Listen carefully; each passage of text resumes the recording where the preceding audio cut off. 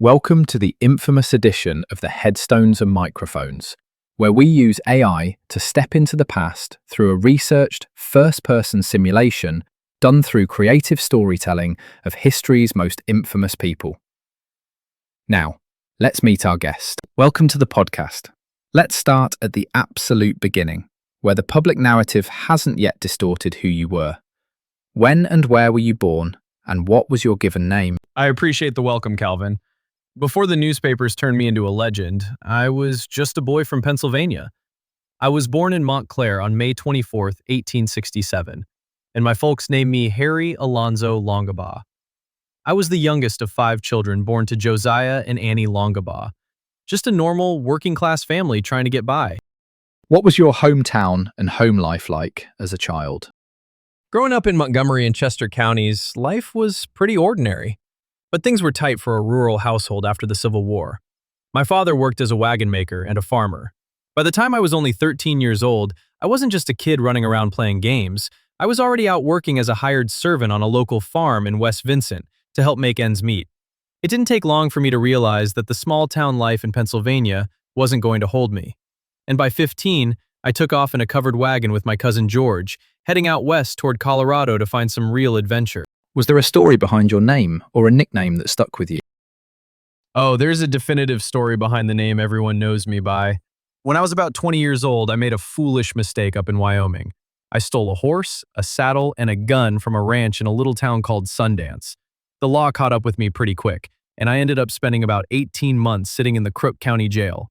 When the governor finally pardoned me and I walked out of there a free man in 1889, I hit the bars in South Dakota and started bragging about my time in that jail. The locals started calling me the Kid from Sundance, and before I knew it, the name the Sundance Kid stuck to me for the rest of my days. What were you like as a child, and how many years of schooling did you actually attend? As a boy, I was relatively quiet and kept to myself mostly, but I always had a deep fascination with open spaces, horses, and marksmanship. Because I had to start working so young to help support the family, formal schooling took a back seat. I only had a basic elementary education before I left home as a young teenager to work as a wrangler and a cowboy on the frontier. The real world and the open trail became my classroom. What's a decision that changed everything for you, but felt small at the time? That would have to be the winter of 1886. I was working a regular, honest job as a cowboy and wrangler for the N-Bar-N Ranch up in the Montana Territory. But that winter was historically brutal. Vicious storms and freezing cold that absolutely devastated the cattle. The ranch had no choice but to lay off a bunch of their wranglers, and I was one of them. Out of a job, broke, and drifting through the freezing cold, I made the small, desperate choice to steal that horse and gun in Sundance, Wyoming, just to get by. At the time, it felt like a minor play for survival, but it locked me into the criminal system and set the trajectory for the rest of my life. Let's talk about your early run-ins with the law. Before the world knew your name for your most infamous actions, what was your very first arrest or interaction with law enforcement, and what were the consequences? Like I mentioned, that first arrest happened right after I stole that horse in Sundance in 1887. I pled guilty to grand larceny. I was just 20 years old, and they locked me up in the Crook County Jail for an 18-month sentence. While I was inside, I tried to be on my best behavior, and some local citizens and the sheriff actually petitioned the governor, Thomas Moonlight, to let me out early. He signed my pardon in February 1889 because I was under 21 and showed a desire to reform. They thought I'd go straight, but instead, I wore that jail time like a badge of honor. At what moment did you realize your name would never be forgotten? It really hit home around the turn of the century, specifically after the Wilcox, Wyoming train robbery in 1899. I had fallen in with Robert Leroy Parker, the world knows him as Butch Cassidy, and we formed the Wild Bunch. We stopped a Union Pacific train and used dynamite to blow the express car wide open to get to the safe. The sheer scale of the explosion, the money we took, and the fact that the Pinkerton National Detective Agency launched a massive nationwide manhunt with wanted posters featuring our faces made me realize we weren't just local rustlers anymore. We were front-page news across the whole United States. Who do you believe betrayed you first? A person, society, or your own instincts? It wasn't an accomplice turning state's evidence that betrayed us first. It was our own vanity and instincts. In late 1900, a bunch of us from the Wild Bunch met up in San Antonio, Texas. We were feeling on top of the world, so we all went out, got dressed up in expensive, fancy three-piece suits and bowler hats, and decided to take a group photograph together at a local studio. It was a foolish, prideful instinct. A detective spotted that photo, recognized one of our guys, and sent a copy straight to the Pinkertons. That single photograph gave the law the perfect visual map of our faces and forced us to realize the American West was getting too small for us. What's a unique habit or a random fact about you that would surprise people? People who read the sensationalized stories think outlaws are dirty, rugged, and uncultured. But I actually had a real penchant for high fashion. I loved wearing fine, custom-tailored suits, looking sharp, and carrying myself with a bit of sophistication.